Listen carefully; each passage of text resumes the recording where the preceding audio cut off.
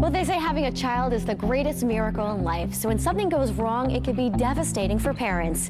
CT Style reporter Meg Yost is here with more. Thank you, Teresa. What should have been the happiest time in Adrian and Brian Plourd's life became their scariest when their twin babies were born 10 weeks premature and in critical condition. But thanks to the care the family received at the Hospital of Central Connecticut, their little girls are now healthy and happy. Here's their story. Olivia, what's the lion say? At just 20 months old, identical twins Olivia and Cameron Plourd are already inseparable. What does a doggy say?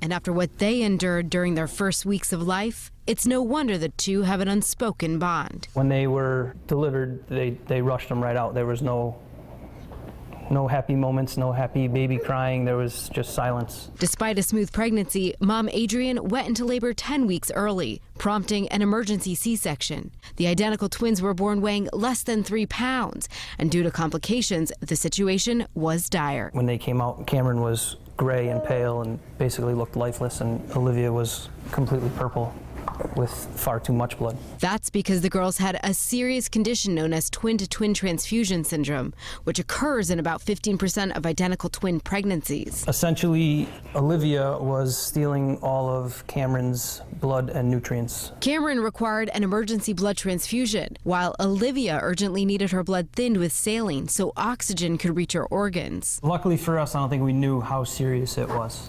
You say ignorance is bliss, and I truly believe that now. Thankfully, the infants were in good hands at the Hospital Central Connecticut's neonatal intensive care unit, headed by Chief of Pediatrics, Dr. Emory. The staff here is exceptional. We still keep in touch with them. They made us feel like family. You know, we had some scary times for us, and they took it all in stride, and it was really amazing. After 57 days in the hospital, Olivia and Cameron were finally able to go home. I think, throughout their lives, their experience is going to make them tough and resilient. Where is your bum? As for other parents going through the same thing, Brian and Adrian have a few words of advice. Trust the staff. They know what they're doing. And try and keep as positive an outlook as possible. There'll be good days and bad days, but it's over. And then you have them both home, and you think, wow, it would be nice if somebody would take them for a day and take care of them all day. True words spoken by a parent. For CT Style, I'm Megan Yost. Well, joining us now from the Hospital of Central Connecticut is Chief of Pediatrics, Dr. Emory. Doctor, thank you so much for being here. Thank you for having me. So we saw in the story the twins were born 11 weeks early. How common is that? Premature delivery actually affects about 10% of all pregnancies, but there are certain pregnancies that are at more high risk of this happening, such as those where there's multiple gestation, like twins in this case. Does a mother's age have anything to do with it?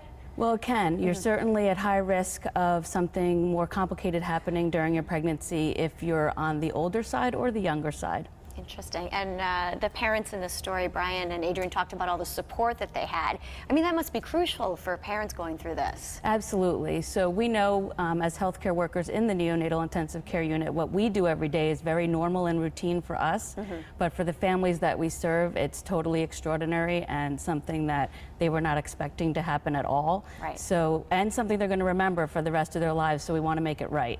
So we really try to give them as much support as we can. I mean, as much as you try to prepare for the day you're going to give birth, your hospital bag and your birth plan, sometimes that just gets thrown out the window. Absolutely. And in this case with Adrian, her pregnancy had been going very well. And although you know that things can happen when you're carrying twins, this was very unexpected on the day that she delivered. Sure. What are some of the other situations that would require a baby to stay in the NICU? So most commonly we take care of babies that are premature, meaning born before 37 weeks of gestation, but we take care of babies with breathing problems, babies with low blood sugar, babies with jaundice, babies with infections, and babies born after their mothers had been possibly using some substances. But there are a number of services that you do provide to new moms. Absolutely. So we make sure that the whole family, that we get to know them as much as we can, so that we can give them the assistance that they need. We also offer them to be with us on rounds every day. so that they can participate in their baby's care and the decisions that are being made. And we do have rooms where moms or dads could stay over when they really don't want to be separated from their baby, which is really hard. Well, and there are times these babies might be there for months at a time, so it's so important to get to know the patients and for the patients to form a relationship with the doctors, right? Absolutely. And these two twins stayed with us for almost 2 months. Wow. That is a really long time. And going home and coming back every day, back and forth, and especially some of these parents are back to work. You know, it's a really tough time for them. So there's an upcoming blood drive in honor of the twins. Yes, this is actually the second time that the family is doing that. They feel that it's really important to give back to the community and give blood that helped their babies.